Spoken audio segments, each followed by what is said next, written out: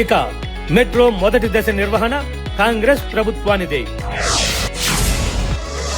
13,000 కోట్ల రుణం చెల్లింపునకు కాంగ్రెస్ సర్కారు అంగీకారం. కంపెనీ వాటా కింద L&Tకి 2,000 కోట్ల రూపాయలు.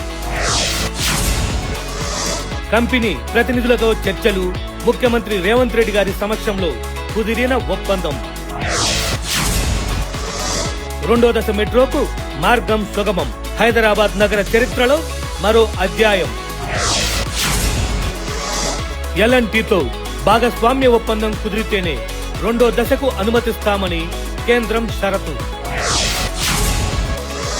ప్రతిష్టంభన తొలగించేందుకు చొరవ చూపిన సీఎం రేవంత్ రెడ్డి గారు. చర్చలకు వచ్చిన L&T CMD. రెండో దశలోనూ భాగస్వామి కావాలన్న సీఎం. రవాణా వ్యాపారం వదులుకున్నామన్న CMD. కావాలంటే మొదటి దశ ఇచ్చేస్తామని ఆఫర్. స్వీకరించేందుకు సరేనన్న రాష్ట్ర ప్రభుత్వం. మెట్రో చేతిలో 260 ఎకరాలు ప్రభుత్వమే అమ్ముకోవచ్చు. అప్పు భారం కాదని అధికారుల అంచనా.